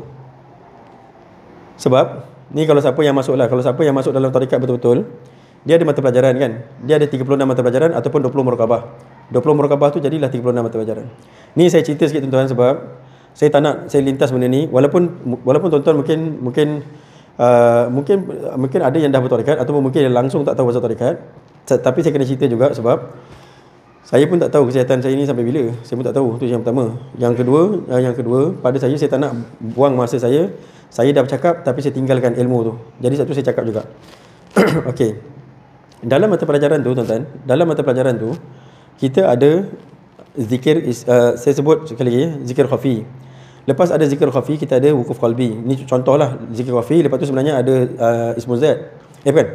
Zikir khafi tu zikir ismul zat, zikir Allah. Lepas tu zikir wukuf qalbi. Bukan. Zikir sultan zikir. Sultan zikir tu ialah zikir 77,000 sebelah kali. Bukan. 11,000 7 khatam. 11,000 7 khatam. Lepas tu wukuf qalbi. Lepas kepada wukuf qalbi ada muraqabah. Muraqabah yang tuan-tuan baca dalam Quran, muraqabah yang tuan-tuan dengar dalam kitab, dia ada cara buat dia. Bila kita tak masuk tarekat, kita tak tahu cara buat tu. Bila tak buat, kita pun dah rasa kita dah muraqabah. Jadi muraqabah tu dia ada cara buat dia. Cara masuk, mana nak pandang, apa ayat Quran nak baca. Dia ada ayat Quran dia baca. Setiap muraqabah satu ayat Quran.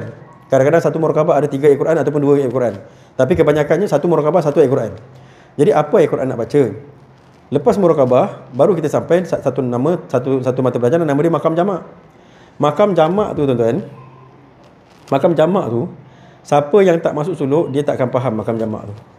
Sebab makam jamak tu tuan-tuan akan jumpa dekat dalam kitab ni. Allahu Akbar. Tuan-tuan akan jumpa, bukan dalam kitab ni lah, tapi tuan-tuan akan jumpa dalam kitab hikam, tuan-tuan akan jumpa makam jamak tu. Kalau orang tu tak suluk, dia baca, apa dia faham? Ataupun saya cakap lagi, dekat satu kitab lagi pun ada. Kitab satu kitab ni kena baca juga, iaitu Sirul Asrar, kitab Syekh Abdul Qadir. Syekh Abdul Qadir pun ada cakap pasal makam jamak. Makam jamak tu kalau orang tu tak suluk, apa dia nak faham? Bila Syekh Abdul Qadir kata ada empat nama yang perlu digabungkan. Apa 4 nama tu? Syekh Abdul Qadir tak sebut dalam tu. Jadi tuan-tuan nak tahu benda tu, tuan-tuan kena dapat daripada guru yang pernah berguru dengan syarat dia syekh lah. Syekh yang pernah berguru dengan syekh, pernah berguru, dia mursyid daripada mursyid, baru tu dapat mata pelajaran tu. Itulah saya ceritakan tadi. Saya alhamdulillah rabbil alamin mata pelajaran sufi ni saya habis. Syekh Umar tu sangat Syekh Umar tu saya tengok memang sangat sayang kepada agama ni dan sangat dia sangat nak buat murid. Cuma dia tahulah waktu dia lepaskan kami, waktu kami dapat ijazah tu, dia tahulah kami ni boleh jadi maksiat, boleh jadi baik kan. Cuma dia pesan jaga diri je lah. Cuma dia pernah pesan dekat saya, dia kata saya tahu Azizul boleh buat. Dia kata, saya rasa dengan berkat dia itulah yang saya ada zawiyah, ada murid ni semua. Sebenarnya saya nak jadi tukang mesin rumput je. Saya dulu mesin rumput je tuan-tuan. Saya dulu makan mesin rumput je. Saya mesin rumput pandang bola, waktu tu pandang bola mesin rumput 500 je. Sekarang dah berapa dah kan? Itulah cerita dia. Tapi sebabkan doa guru, saya pakailah ijazah tu. Terus saya pakai ijazah tu. Maksudnya terus terpakailah. Kalau tidak, ijazah tu tak terpakai. Itu cerita dia.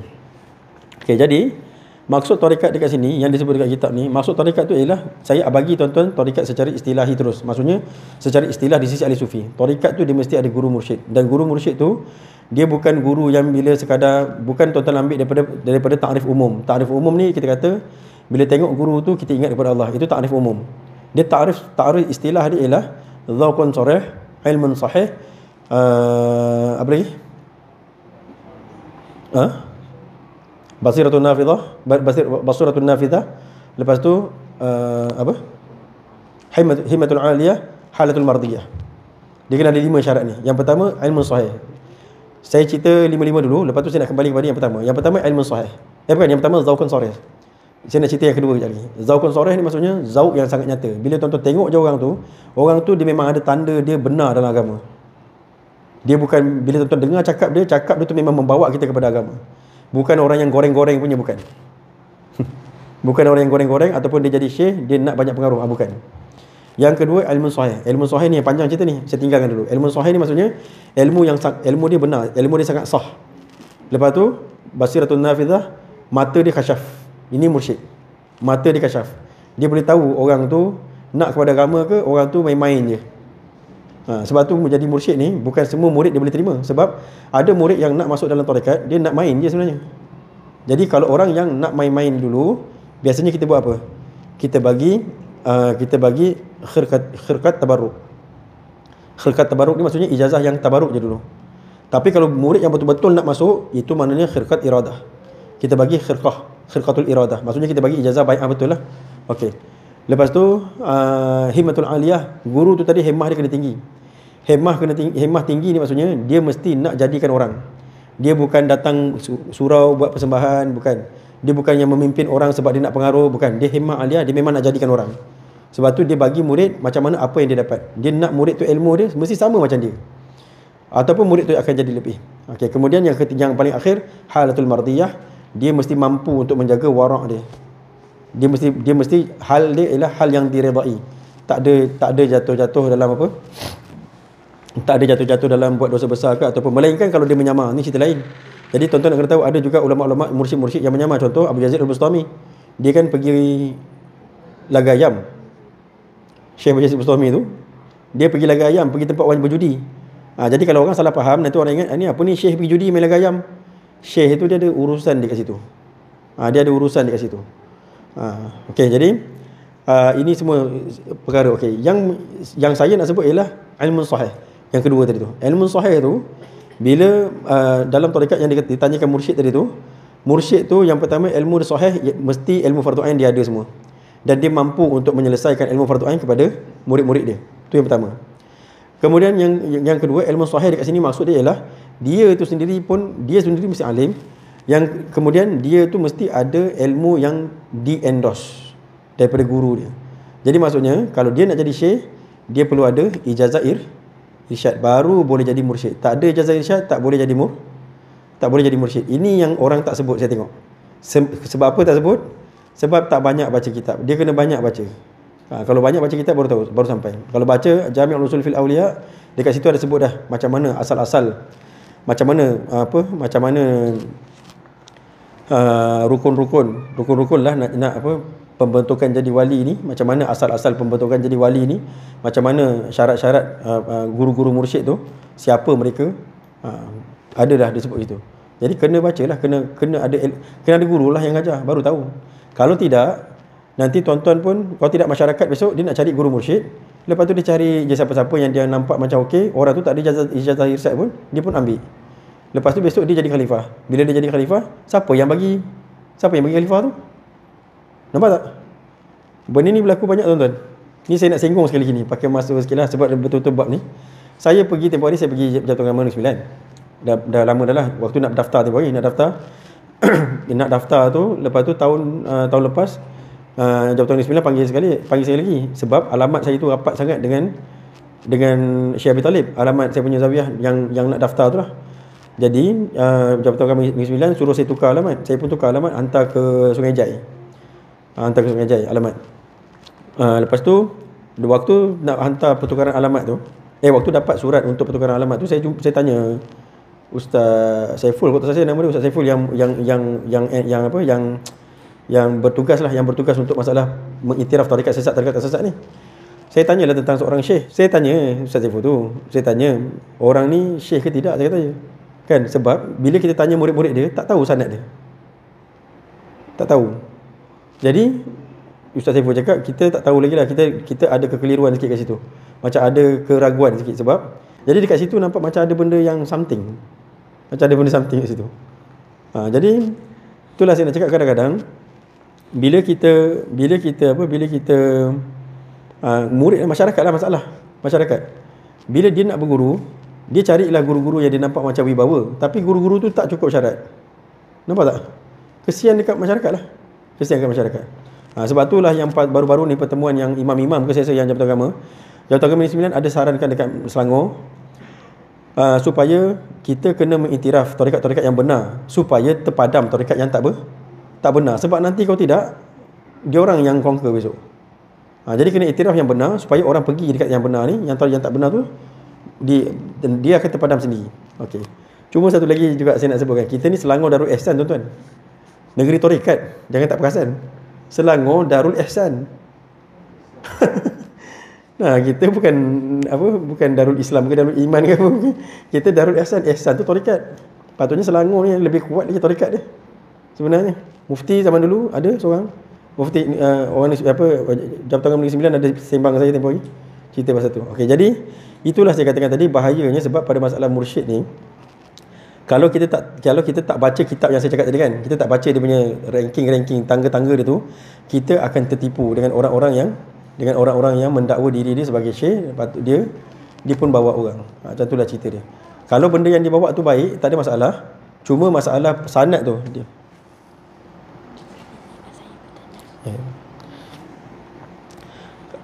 Cuma masalah sanad tu lah, barakah kurang. Lepas tu tak boleh, murid-murid tu tak boleh jadi syekh. Kalau macam saya nak murid saya jadi syekh, maksudnya kena habiskan mata pelajaran. Lepas tu sampai saya tengok tuan-tuan punya wibawa. Kalau saya tengok okey.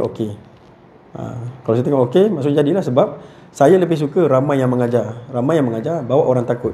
Jangan kita ngajar goreng-goreng je. Ajak orang takut. Ajak macam tu. Barulah berkat kampung tu. Dapat kampung ni berkat, kampung ni dah takut. Besok kampung lain pula kita pergi ngajar lagi, takutkan orang kat situ. Lepas tu kalau boleh lahirkan orang kat situ. Dapat lahirkan orang kat situ. Lahirkan orang kat situ tu maksudnya jadikan apa? Jadikan murid kat situ. Jadi murid yang kat situ dapat pula mengajar, dapat pula ambil tauliah. Barulah berkembang. Tapi kalau tuan-tuan jadikan ni rosram kan dia. Kalau tuan-tuan jadikan rosram ni sebagai untuk tuan-tuan ambil duit gaji je, tak ada faedah. Apa agama tak ada agama tu, tuan-tuan tak memberi faedah pada agama. Faham tak saya cakap ni? Macam itulah cerita dia. Okay, tak apalah, saya rasa pun kita tak masuk pada masalah ni sebab saya dah bagi pembukaan tadi pada masalah tarekat.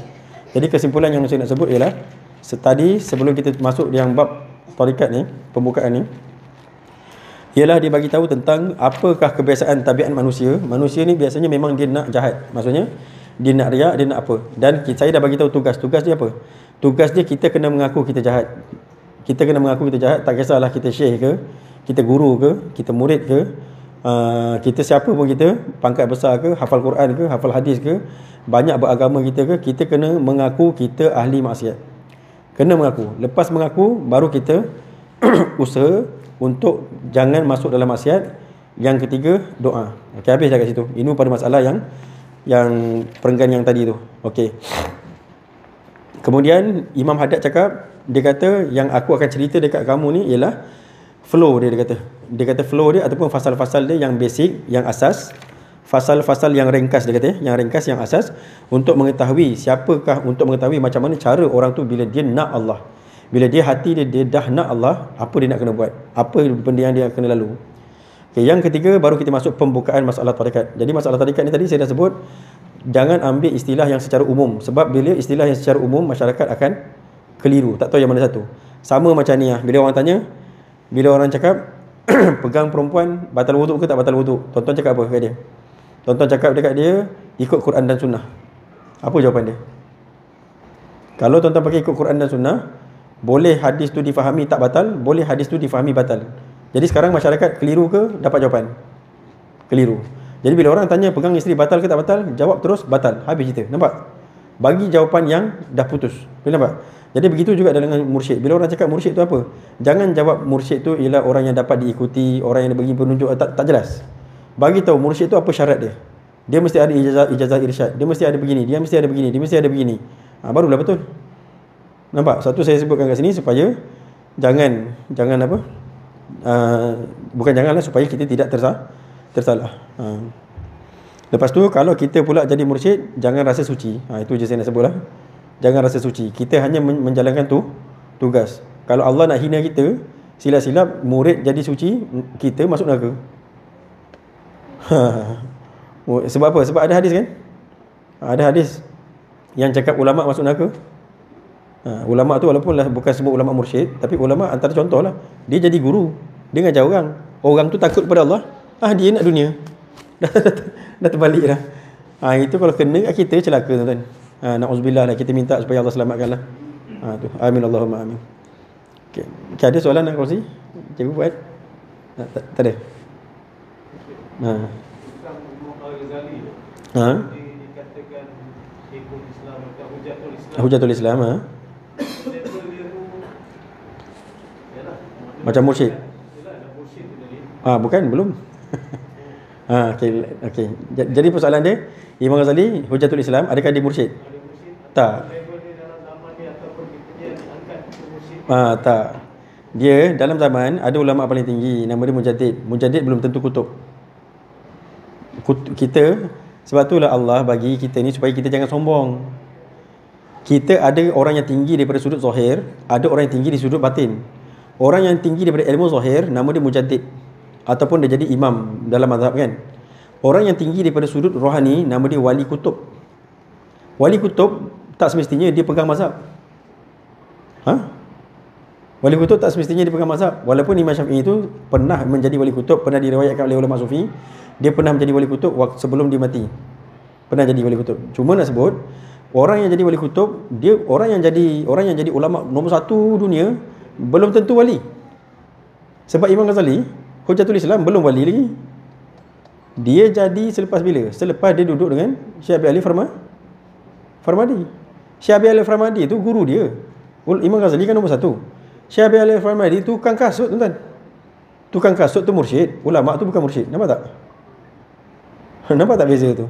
Ini juga yang saya nak bagi tahu, sebab kadang-kadang orang nampak macam tu lah, dia ingat mursyid. Bodohnya mursyid ni nampak tukang kasut je, dia kata. Orang nampak macam tu. Kadang-kadang, tapi tengoklah, janganlah tukang kasut betul-betul tukang kasut. Apa benda pun dia tak tahu. Tuan-tuan cakap dia mursyid, tak boleh lah macam tu. Dia kena beragama. Sebab yang tak boleh jadi mursyid, salah satu daripada syarat tak boleh jadi mursyid, al-jahlu biddin, jahil agama. Jahil agama tak boleh. Dia bagilah tarikat apa pun tak boleh ambil, tuan-tuan. Dia kena tahu agama. Tapi tak semestinya dia kena jadi ulama. Dia tahu agama, dia dah memang, tapi kena tahu agama ni apa? Tuan-tuan kena tahu dia ada tak sejarah dia belajar dengan guru. Siapa guru dia? Kalau dia kata aku berguru dengan sekian, mana bukti dia? Bukti dia apa? Adik-beradik seguru. Katalah besok saya lantik Azmi jadi saya punya khalifah.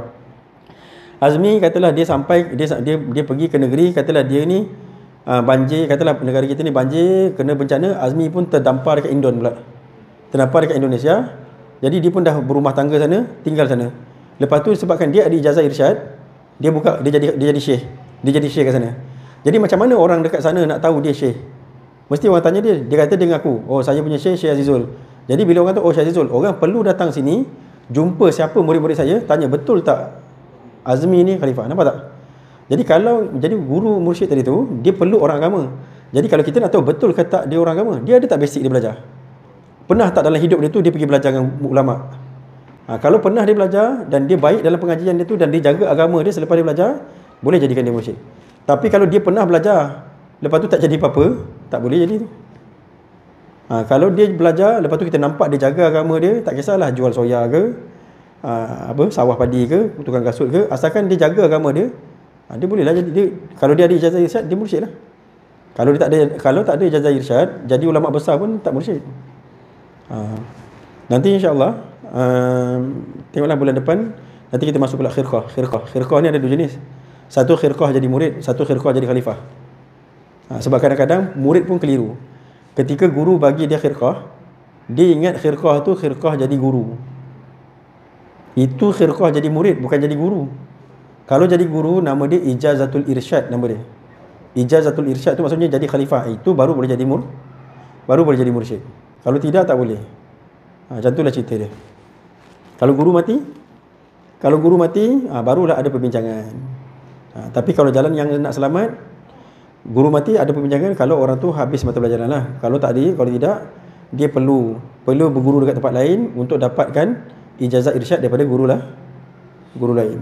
Sebab jangan lantik diri sendiri. Jangan lantik diri sendiri, nanti nampak tak elok, tuan-tuan.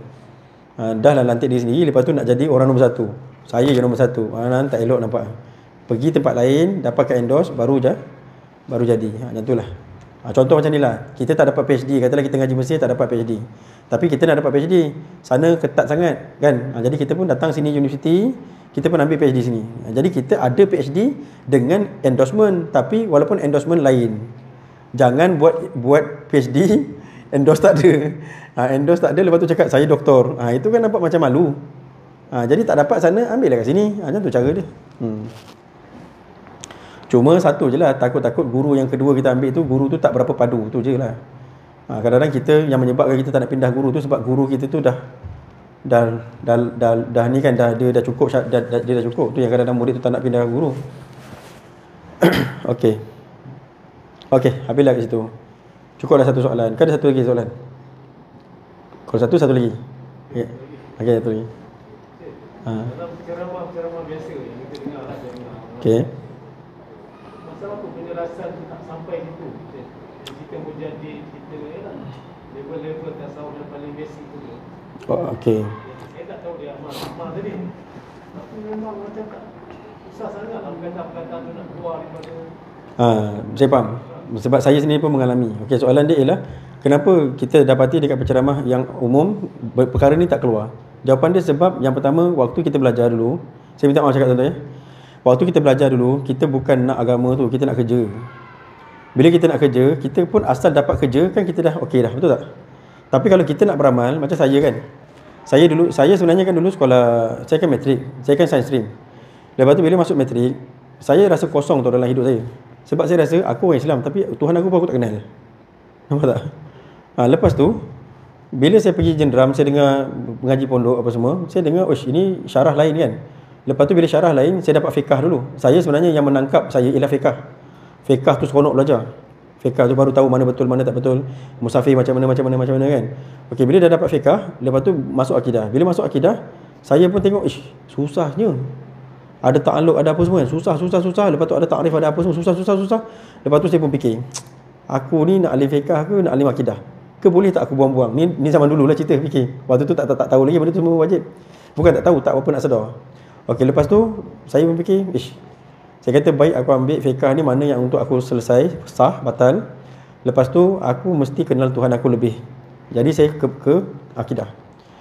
Bila saya ke akidah, kan tuan-tuan tengok yang saya nak bukan saya keluar jadi tuan guru, nampak tak? Yang saya nak, aku mesti kenal Tuhan aku, nampak tak? Saya cakap itu. Okey, bila saya dah tahu tu pula, saya tahu tentang tasawuf pula. Bila tasawuf pula, bila baca kitab, saya kan ada ayat Wahab. Okey. Bila baca kitab, kalau kita dengar baca tasawuf ni daripada guru yang tak ada tarekat, dia akan tawar sikit. Saya cakap ni bukan nak merendah-rendahkan orang, tidak, tapi saya bagi tahulah. Jadi dia akan tawar sikit. Sama juga tuan-tuan sepatutnya mana-mana orang pun dia tak boleh marah saya pula bila saya cakap macam tu, sebab bila tuan-tuan ngajar fiqah, bila kita pandai fiqah, bila kita ngajar kan kita tahu fiqah yang kita ajar tu padu. Bila kita dengar orang ajar, macam tak cukup je, nampak tak? Kenapa dekat situ tuan-tuan boleh terima? Kenapa dekat tasawuf tuan-tuan tak boleh terima? Sebab kita bukan ahli dalam tasawuf. Jadi kita tak tahulah apa permainan tasawuf, nampak tak? Jadi sebab itulah bila orang tarekat ngajar, biasanya dia akan dalam. Kenapa jadi dalam? Yang pertama, macam saya lah. Yang menyingkatkan masa saya ialah guru. Sebab saya mana ada masa. Saya tuan-tuan yang khatam dengan ayat Wahab lah, berapa kitab je. Durus Nafis ni 3 kali saya khatam.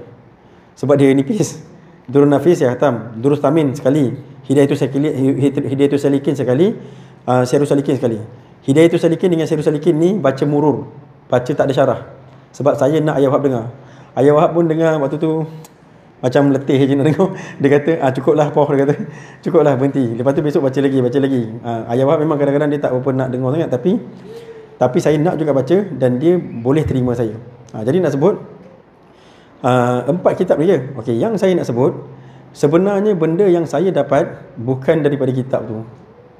Yang saya dapat daripada pimpinan suluk, daripada teguran ayat Wahab dalam suluk, jangan buat macam ni, kena buat keras, jangan jadi lembut, kena nekat, tak boleh lemah semangat. Benda-benda tu semua diajar sampai kita duduk dalam suluk, dipimpin. Lepas tu bila saya baca kitab, saya jumpa. Ada satu benda yang saya nak cakap. Yang saya tak sempat jumpa sebab saya tak pernah belajar Tuhfatul Murid.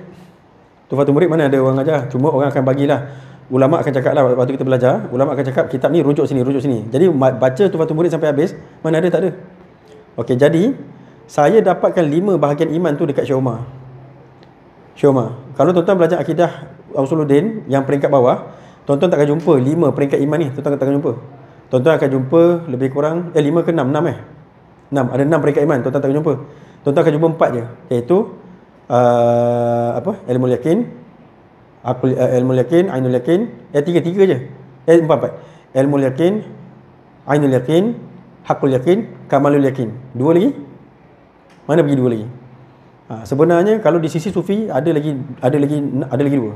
6. Jadi 6 tu, siapa yang betul-betul menjalani sufi, dia akan nampak perkara tu. Jadi 6 perkara tu disebut oleh Syekh Umar.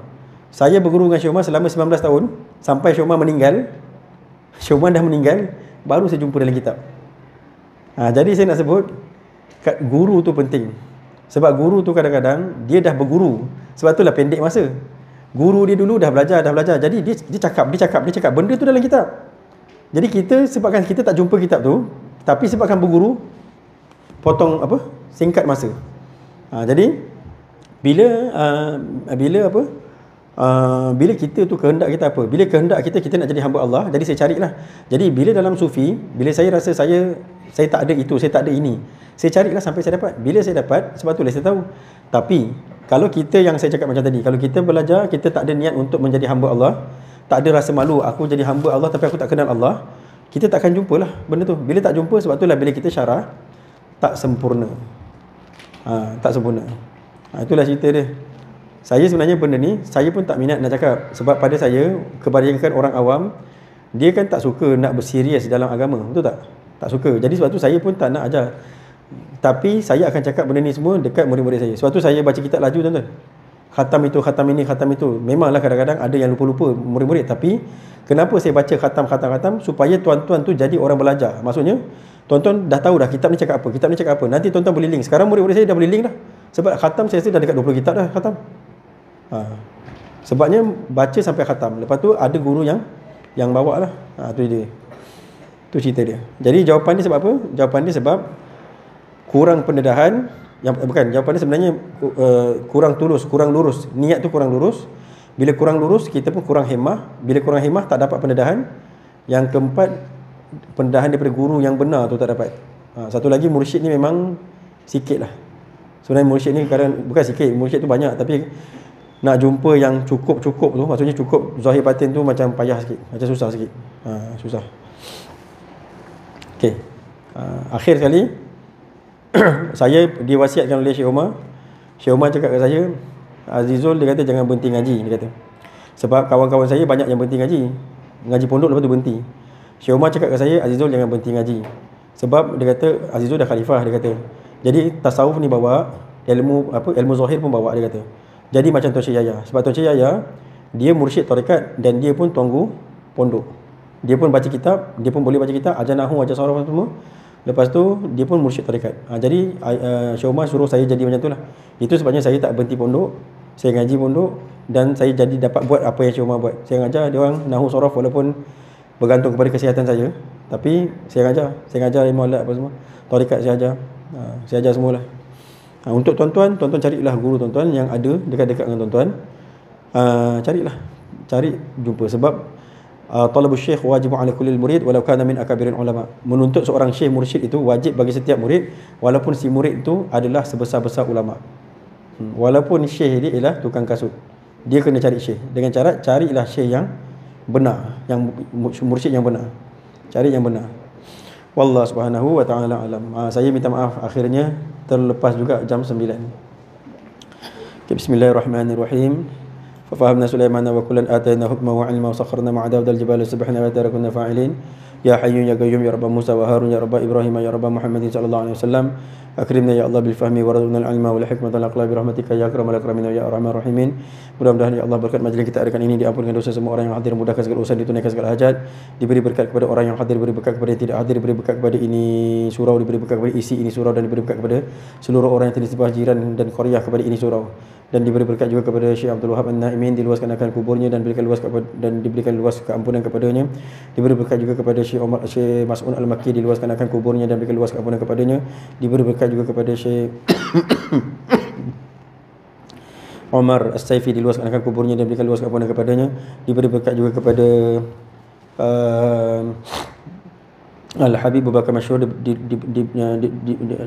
diluaskan kuburnya dan diberikan luas ampunan kepadanya, dan diberi berkat juga kepada Syekh Nazaruddin Al-Jawlaki, diberikan luas kesihatan kepadanya, diberi berkat juga kepada Syekh Ahmad Bukhris, diberikan luas kesihatan kepadanya, dan diberi berkat juga kepada Sayyid Umar Al-Kaf, diberikan luas kesihatan kepadanya, dirinya dan keluarganya, dan diberi berkat juga kepada kita semua yang hadir, diri kita, harta kita dan seluruh keturunan kita, anak susuan kita dan seluruh orang yang ternisbah kepada keluarga kita. Mana-mana yang sakit di antara kami sembuhkanlah, mana-mana yang susah senangkanlah, mana sempit lapangkanlah, himpunkanlah kami dalam kasih sayang, matikanlah kami dalam husnul khatimah, bangkitkanlah kami bersama Nabi kami Muhammad sallallahu alaihi wasallam, dan mudah-mudahan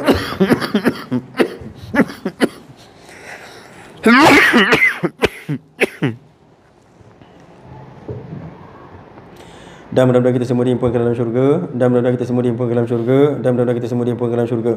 Wa sallallahu ala sayyidina Muhammad wa ala alihi wa sahbihi wa barusallam. Subhana rabbika rabbil izzati amma yasifun wa salamun alal mursalin walhamdulillahi rabbil alamin. Taqabbalallahu minkum wal afu ala italih.